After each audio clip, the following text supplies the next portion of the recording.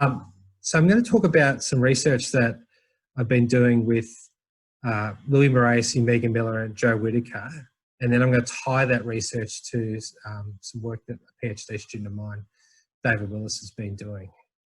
So in 2014, Louis and I published a paper on congested subduction, and then we were awarded an ARC grant to work on that further. And one of the projects that serendipitously we decided to look at was New Zealand, and for reasons I'm going to show in a minute, is one of the places on the modern Earth where congested subduction is happening. So you might be asking, what is congested subduction? It really is, it's a system or part of the subduction zone that interacts with a buoyant piece of lithosphere in the downgoing plate, and it causes basically chaos when it interacts with the trench. An example of a congested subduction zone might be where a plateau or a microcontinent accretes onto the edge of that trench. And what we've learned through numerical modelling and also understanding the plate processes where this is happening is that it causes enormous amounts of damage and disruption along that plate margin. It changes the trench geometry. In some cases, the polarity of the subduction zone can switch. Deformation modes in the overriding plate and the subduction slab are adversely affected. And then because of that, the mantle flow underneath that convergent margin is also significantly affected. In Louis and the Nature paper that was published in 2014, we showed how an orocline can form as a result of this, and that's intimately linked to the mantle flow that lies underneath it. And when we look at these events around the planet, they are also intimately associated with major mineralising events. They're basically a period that's transient on a plate margin that influences the evolution and the geometry of these convergent margins. So I'm going to give you a Geology 101 lesson on the tectonics of New Zealand, and then I'm going to show you some examples. So New Zealand is one of those examples that we think is a congested margin, and the reason for that is that the Pacific plate is transporting. It's got a motion that's roughly in this direction here, and on the overriding plate is microcontinent called the Campbell Plateau and the Chatham Rise, and on the other side, on the Australian plate, is the Challenger Plateau. It's actually where two microcontinents are interacting with each other today. To the north of that interaction is the Hikurangi Trench, which is where the Pacific plate is dipping westward underneath the Australian plate. But on the other side of that, and it's connected by the Alpine Fault, the subduction zone has the opposite polarity, and it's a relatively juvenile subduction zone, and that's dipping underneath the Pacific plate. So that's the tectonics in 101, and obviously it's more complicated than that. We'll look at that in a second. In terms of congested subduction, there's actually two phases. There's an early Cretaceous accretion event where the Hikurangi Plateau accreted onto the side of Gondwana and triggered the opening of the Tasman Sea. And then in the Miocene, when the Campbell Plateau and the Chatham Rise has been interacting with the Challenger Plateau, there's been another situation where there's been congested subduction that has influenced the tectonics of that. And so I'm going to talk about those two events separately in this presentation. So I'm going to look at the Cretaceous collapse. And so what you see here in the figure which is from Dave's thesis, which is Antarctica, Australia, there's the convergent margin. And what happened at about 105 million years is the Hikurangi Plateau collided with New Zealand, and it triggered the opening of the Red Sea. This has been published in several papers. It's represented in this figure by Nick Mortimer's excellent paper review of it, and you can see the Hikurangi Plateau coming in and colliding with New Zealand, or the margin of Gondwana, and then immediately after that we have the opening up of the Tasman Sea. Now, one of the key elements of this model is that it is believed that the Hikurangi Plateau collided with the section of the Gondwana that's related to where the South Island was situated.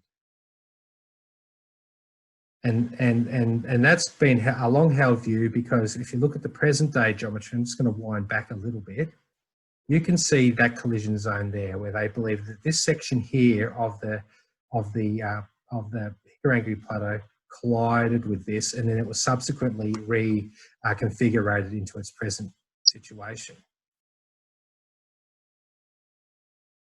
When we look at geodynamic models, and part of the thinking of this research has been driven by our understanding of tectonic and geodynamic processes as a result of models like this, what you see is a couple of things. These are two models of two different plateaus of different sizes. The plateaus are shown in this slightly paler orange colour. Hopefully you can see it. But what happens when a plateau creates, no matter what the size is, in the frontal zone of that collision zone, there is shortening in the overriding plate.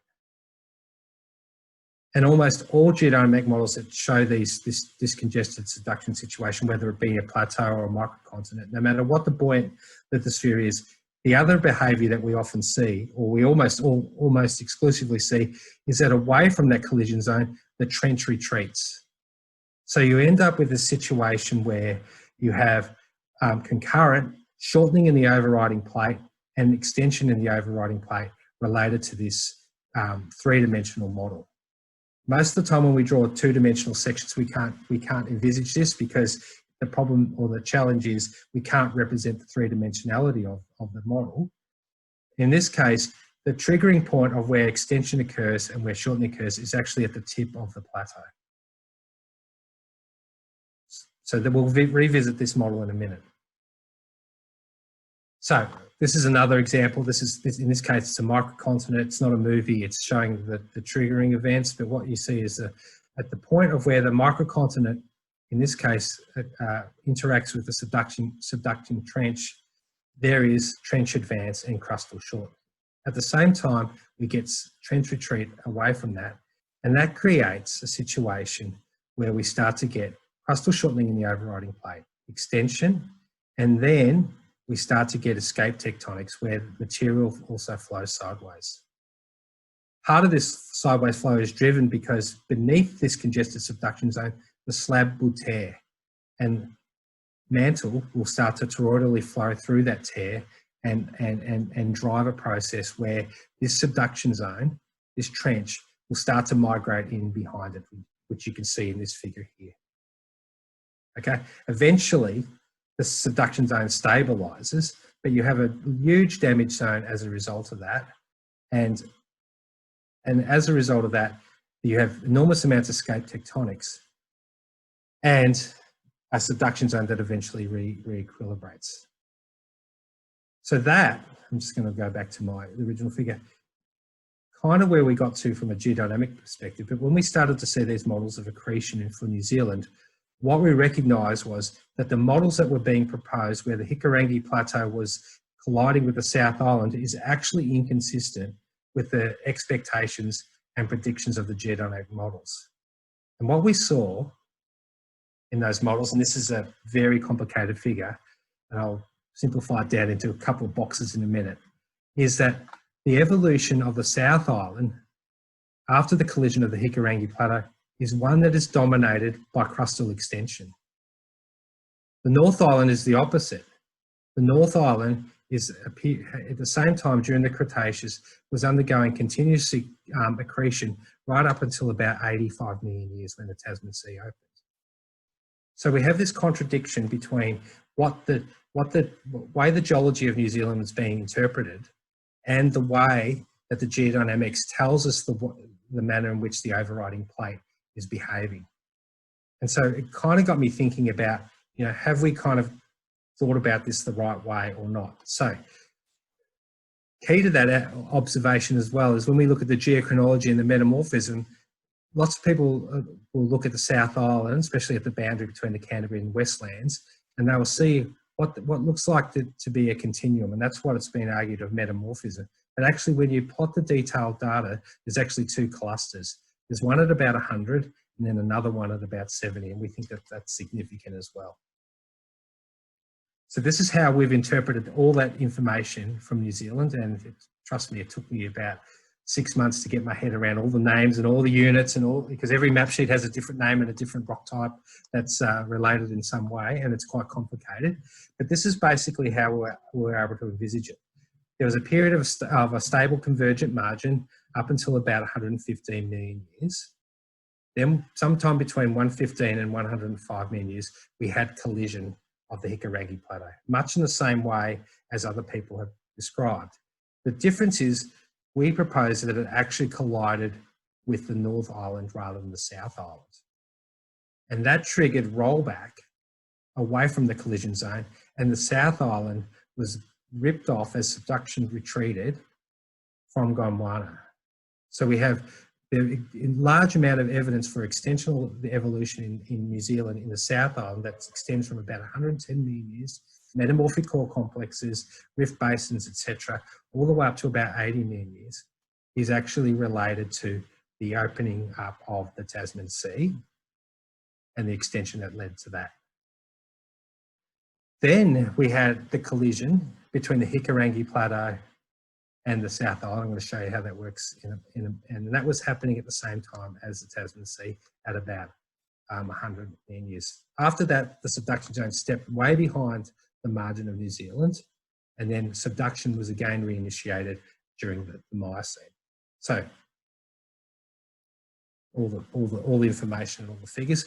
I'm really going to, in this next couple of slides, show you that history between the stable margin of Gondwana up until the end of the opening of the Tasman Sea to see it, a series of cartoons. Just to remind you, here's that same figure, a plateau colliding, shortening in the overriding plate, and extension away from that zone, causing rollback. So here's what it looks like. So this is Nick's model.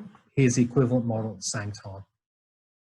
I'd like to thank Jo for constructing the G-plate models for me. She did a champion job and had to deal with my nonsense in terms of trying to get the geometries exactly right. So at 120 years, we have a relatively stable margin along the eastern margin of Gondwana.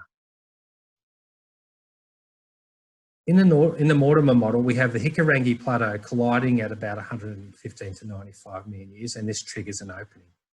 We see it in a different way. We see that plateau colliding with the North Island, driving about 30 million years of crustal shortening, and at the same time, that triggered a rollback event, which opened up the Bounty Trough initially, and the rest of the Chatham and Chatham Rise.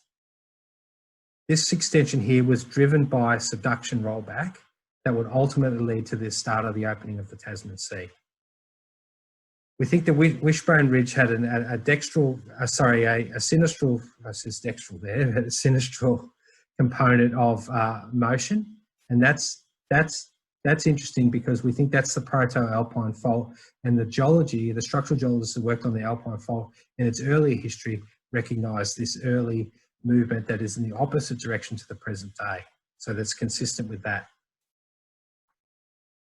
This is the model between 95 and 80 from Nick. It basically has the opening of the Tasman Sea. We essentially have the same model, except for as this is ploughing into the North Island, driving its shortening, we start to get the triggering of the Tasman Sea opening as this microcontinent, which is now a microcontinent, starts to rift off during this rollback.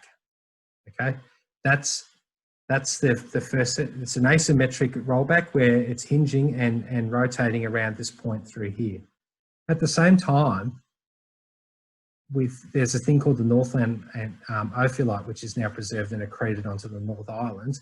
We think that's a Cretaceous ophiolite, and we think that was probably a small back arc basin that was opening up in response to the retreat of the subduction system on this side of the plateau as well.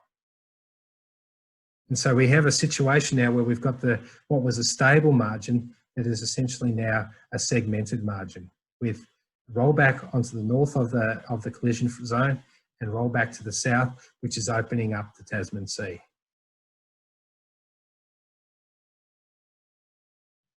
In this model, which basically shows a more mature Tasman Sea, we would argue that that opening period and the rotation of the Chatham Rise as a result of that rollback we have a collision at about 17 million years between the Hikurangi Plateau and the Chatham Rise, creating its present-day geometry. And that's essentially the architecture that has been since laid down since then, and we've had a rotation of that system as a result of during the Tertiary and the Miocene. But basically, the architecture that's associated with New Zealand, with the North Island and the Hikurangi Plateau, and the South Island, and the Chatham Rise and the Hikurangi Plateau, was to set up at this time, and it's exactly the same architecture as other people proposed, except for the fundamental difference is we think the collisions were inverted to the way the previous interpretations are. So, of course, this model has some implications and predictions. So we would argue that using geodynamic models give us a robust and repeatable prediction about the timing and relationships of these types of systems where we accrete buoyant material. And in fact, no matter how we parameterize these models, we often get this, well, we most often get almost the same behavior. Of course, the extremity of that behavior is largely related to the scale and the size of the buoyant material that's accreting on. An extreme example would be India colliding with Asia.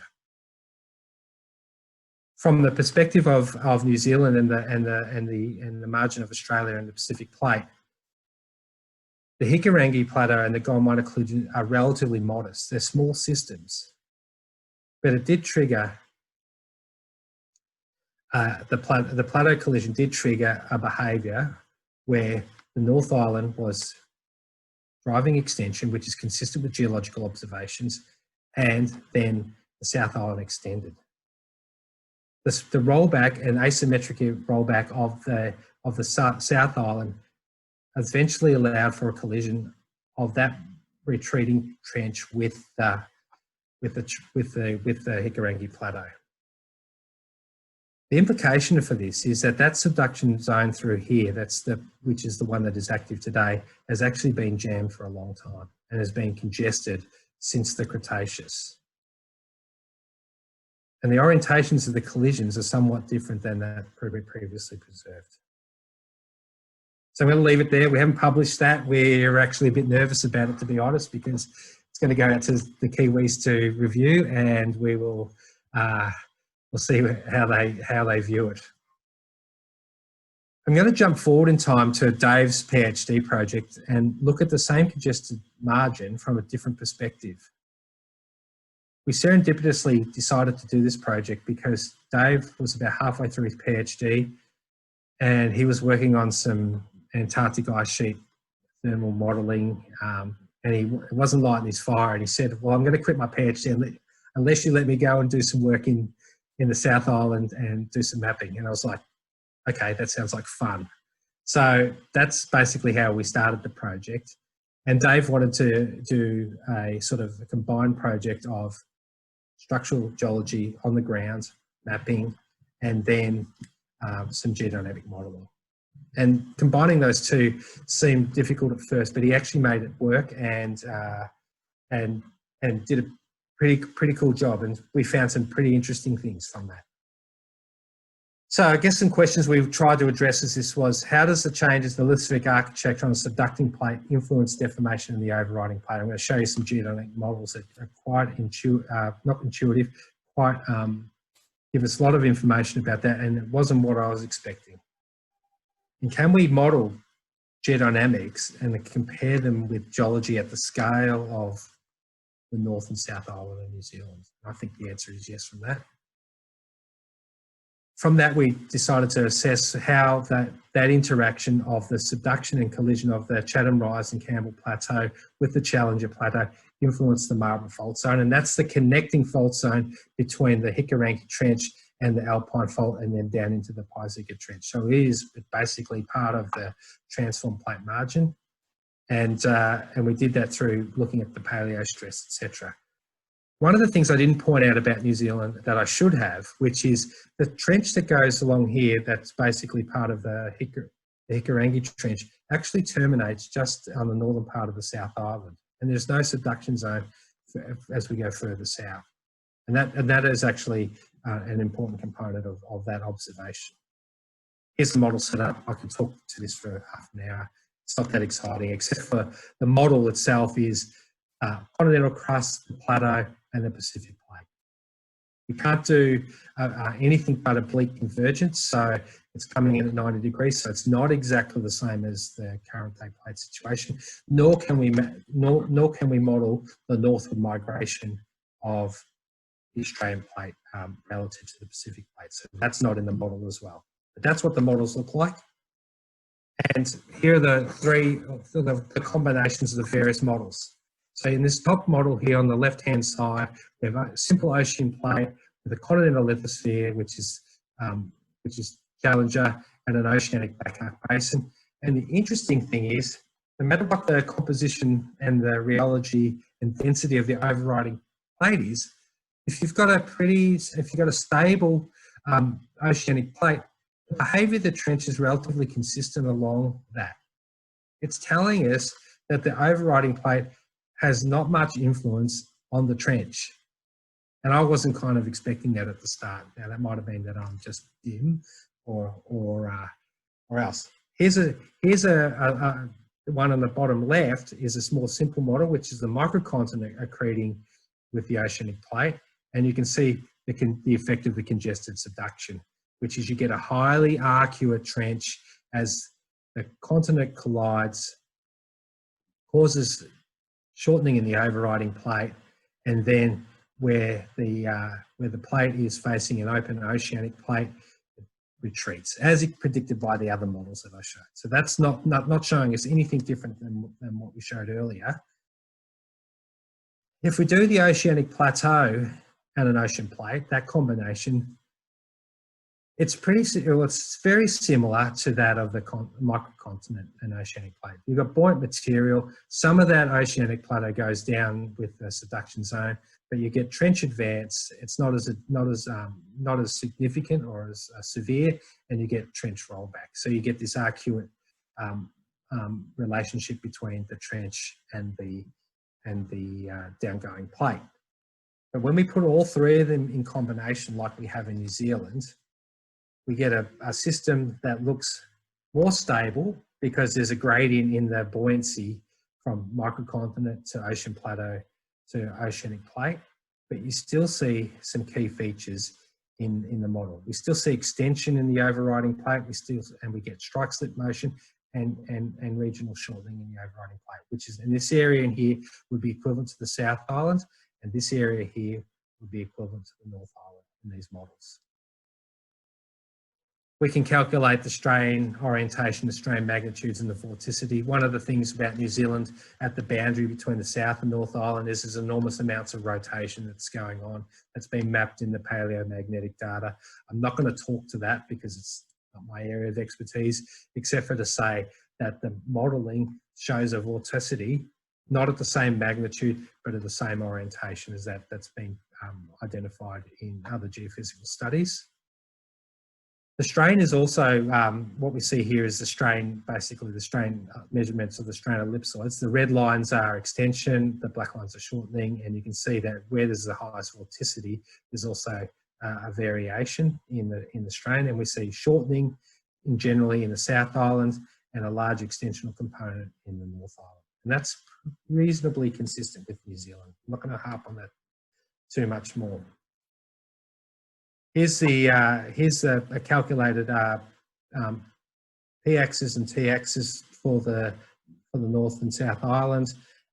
What you see in this diagram is that there's lots of strike slip motion in the South Island, which is what we expect. There's also where the subduction zone is interacting with the overriding plate. There's a component of shortening. And then we have in the overriding plate of the North Island, you have crustal extension related to the back arc region, and that's there's grabens and the volcanism that's associated with that. But in the fore arc region, it's still undergoing shortening. And the models kind of show those relationships in a simplified way. So this is me, drawing a cartoon over the top of the model results, showing shortening in the South Island, extension in the North Island, and that's related to the changing in the geometry of the subducting margin. So Dave also spent a lot of time in the field, and he did have me climbing up and down mountains in a period where my hip did need replacing, and I was a bit thinner. So I was able to join him on some of those climbs, and Laurent Allier, many of you know, also joined him, and he trounced up and down, and we had a competition who climbed the biggest mountain, and Laurent won. But the outcome of this was that, and I'm going to give you a summary first. There's basically three types of orientations of faults that the marble zone shows. And the marble zone is basically a series of splays that extend off the Alpine fault, and they extend from the South Island. They go northward in a northeast orientation, and they extend up into the North Island. They're basically steeply dipping east-northeast faults, north-northeast oriented, imbricated reverse textural faults, and sinistral southeast faults. That was what was identified. The other thing about the Marlborough fault zone is that with time, the active fault, or the active fault of it, which is inferred to be a plate boundary, has migrated over time. So the Wairara fault, which is this one here, was active about 16 million years ago.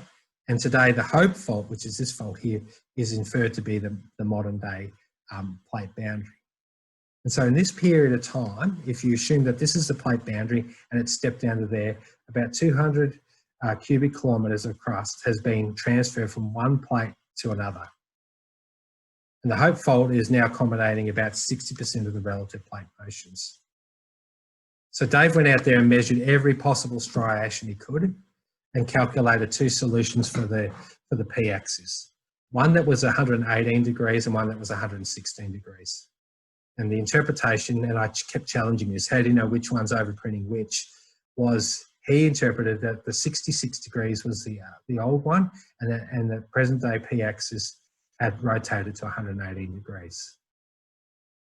And that was quite a significant result, because shortly after we did, so the rotation went from this black line, and it's been rotated, approximately 60 degrees around to this orientation over the last 16 million years. Anyway, that was in 2014, and then 2016, the Kaikoura earthquake struck, and that was a big event, and the p-axis for that basically demonstrated that Dave was in fact correct, and they were 116, which is essentially parallel with his 118 degrees. You can see a pattern here as well. It's dominated by strikes of faulting up here, but as you get closer to the earthquake, there's a lot more reverse fault movement on this.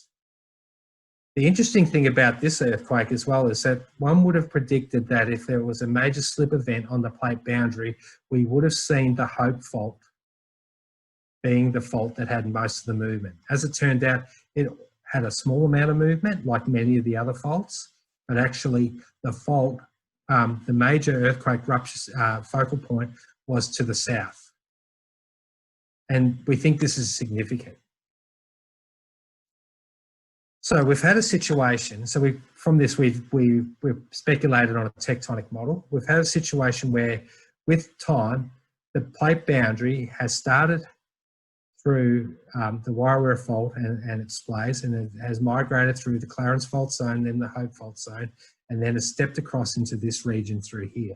And what we think is that these faults are actually intimately linked to how the congested subduction zone is unblocking. So as with time, as the mega thrust, which is congested, has started to unlock, it's started to retreat. And so you get these inflection points in the subduction zone, or the plate boundary, and that the points of inflection are actually where these faults nucleate off and connecting with the Alpine fault. So at 16 million years, it was this fault, and then at 7, the inflection point was this location here, and the Wairara fault started to become active. Then at 3 million years, the Clarence Fault, and then at 1 million years, it's the Hope Fault. So these are basically unhinging of a lock subduction zone that's causing rollback in the northern sections of it, and that's what's driving the extension in the northern plate, sorry, the northern island of New Zealand. And this is locking up, and this is causing causing the plate boundary to shift from north to south. And it's a propagating feature, and each time the faults shift and the plate boundary changes, material that is located on the downgoing plate is transferred into the overriding plate. Okay, and we decided to call this subduction, propagation, accretion. It's a process we don't think has been identified previously, but it is a way to transfer material from one plate to the other. And the Kaikoura earthquake is the most recent expression of this propagation. It's stepping off the propagation from the Hope Fault, which is the previous plate boundary, to a new fault that's just about to, or has started to develop. So this is how we kind of see it. This was the lock section, and as this plate boundary shifted, the material that is coloured is transferred from one plate to the next. So this is how it will work in some sort of schematic point. We can't model this in geodynamics because we don't have the resolution in the models to be able to create this. So we have buoyant lithosphere that collides, and this causes trench advance here, and this retreats. And as this subduction zone retreats, it starts to step back. It rotates, and then the next stage, it retreats again and steps across and wants to join with this plate. And so the active or the buoyant material that is accreting transfers from one plate, the downgoing plate, to the overriding plate. And this sequentially steps through. And as you can see, this buoyant crust by the end in section D shows a portion of this crust that's now accreted onto it. So I'm going to finish up there. It's hopefully it's a lot to take in. So the geological evolution of New Zealand is super complicated. I learned that when I had to do the synthesis of it all, and the reason is because it's been a congested margin. It is a location of where there's been complicated plate interactions for about 100 million years, and it's still ongoing. We think the current models for the evolution of, especially the Cretaceous, is not consistent with geodynamic models. And we think that you can explain the evolution more readily with the collision of the Hikurangi Plateau with the North Island rather than the South Island. So as a result of this, the margin has basically been attempted to re-equilibrate following the accretion of the margin, and this triggered the opening of the Tasman Sea. The interesting thing is the plate configuration at the end of the journey is exactly the same as previous models, so it is self-consistent. And there's a mechanism to explain an extension in the overriding plate that triggered the opening of the sea. The more recent history, the Miocene history, is really complicated as well, and the deformation patterns are really related to the heterogeneities of the downgoing plate as subduction re-initiated where New Zealand is. The pattern and the vorticities and the strain and the deformation is largely a consequence of the microcontinent collision and the congestion of that margin at the time, and it is unlocking. Whilst modelling cannot account for the northward motion of the Australian plate, the obliquity of the plate, it still does explain many elements that we see in the Marlborough Fault Zone, which is the active plate boundary and is propagating southward. We think we have a new model for accretion, which is called subduction, propagation, accretion. And we think that's linking to the unlocking of the congested subduction zone. So I might leave it there, and thanks everyone for listening. I can see I'm getting darker as my front window in my bedroom is getting darker as well. Thank you. Thank you, Pete. Virtual round of applause. Wonderful stuff. Very obviously incredibly complex geology. It's almost one of those areas that you'll get X+1 theories depending on Yep. where X is the number of geologists. That's correct. If anyone has a question, oh, here we go. They're popping up as I speak. So from John Greenfield, can this explain Cambrian rocks in key fault zones of the Lachlan origin, well east of the Cambrian margin? John, I actually think they can. I don't really hide my biases. I actually think that that when you collide material that's buoyant, it causes that rollback event, and if it grabs it, or that rollback event actually drags large chunks or large pieces of the overriding plate into the interior of the that back arc region, and then when you strand those fragments there, you'll see that those, in this case, the Cambrian, but it can be Cretaceous rocks or Permian rocks in the case of New Zealand, can end up in a very different position. So it is a mechanism to transport large amounts of material. I hope that explains it. Right, thank you. If anyone has any questions, they can pop them in the Q&A. I will answer them. Oh, I will answer them. I might just go and turn my light on. Is that okay? Yeah, go for it. Hang on. So if anyone has any questions, pop them into the Q&A now. And you've got a thumbs up from John. John says, I agree. Excellent. I have a question actually. It struck me that diagram of the rollback of the subduction zones.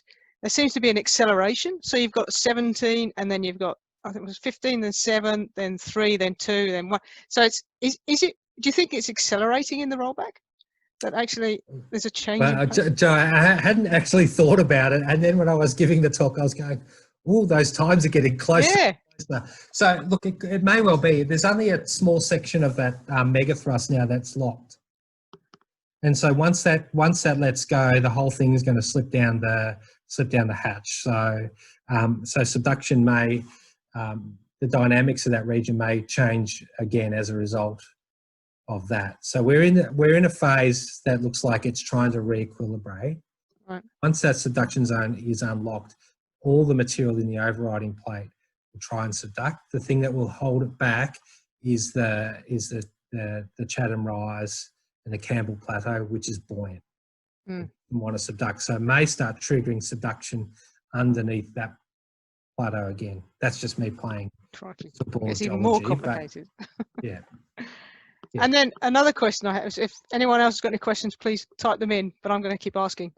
Have you thought about this kind of approach in other areas where we have plateaus bumping into subduction zones? I'm thinking particularly the Ontong Java Plateau and just a bit further north around Papua New Guinea and up there. Yeah, so if the Ontong is the other part of the Hikurangi actually, so they're the same. They started their life off together. Right. So the outcome of that congested subduction zone is the Ontong has interacted with that plate margin, and the response to that is to clog that margin up, and subduction it's changed polarity and it's flipped completely around, and the Coral Sea is starting to essentially subduct underneath the other side. So, whilst I gave one example where the congestion has, fundamentally changed the plate behaviour, the other way it tries to accommodate that congestion is to, if there's dense or material that's dense on the other side in the overriding plate, it may trigger subduction in the opposite direction, which is what's happening in that case. Right. So that's another example or an end member of the consequences of congested subduction. Right, fantastic. Yeah. Okay, does anyone have any more questions? Can you hear me? I'll jump in. Yes, go, Pete. You made a tantalising comment early on about implications for minerals or mineralisation or words to that effect, Pete. Can you expand on that, or is it a topic for another day? No, I can. So I'll give you in Gidon Rosenberg's paper, which is which shows the Nazca Ridge, subducting underneath that. I think he, at the same time as Cookie, showed is that when you have these accretionary events, they have flare-ups in mineralisation. That's probably related to the change in stress state at, of the overriding plate. I would argue that the system that I showed where a plateau's accreted is not dissimilar to the Gawler craton, and it's a large orocline that's been bent, and we know that there is a large igneous province that interacts with the overriding plate,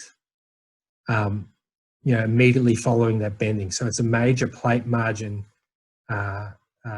disruption in the Gawler craton, that bends, many sort of linear ribbons, and then shortly after that is Olympic Dam. So it's, I think we can go around and if we start to view geology in this sort of perspective, it becomes insightful. And we know that mineralisation needs sort of big events to transport fluid, or to have fluid fluxes, etc. And these are the things that kind of take things away from a relatively stable setting to something that is quite significant in terms of a disruption on the plate margin. I'm losing my voice. Brilliant. Okay, fantastic. Anyone else got any questions? I think we're probably there. Well, I'd just like to thank you very much, Pete. It's it was brilliant, really enlightening talk. Plenty of stuff. I love it when things are moving on the screen and you can watch them moving around. Yeah. Nothing like a movie. Yeah. John Greenfield would like to know, can he get the slides? Shall I just tell him he should get in contact with you? Because you haven't published it yet. I haven't published it. John, I haven't published it, so I'm very nervous about handing them out. I think, I guess the more stuff that I'm most nervous about is the Hikarangi story. But anyway, email me and I'll give him a PDF. Yeah, I suggest you get in touch with him. Yeah.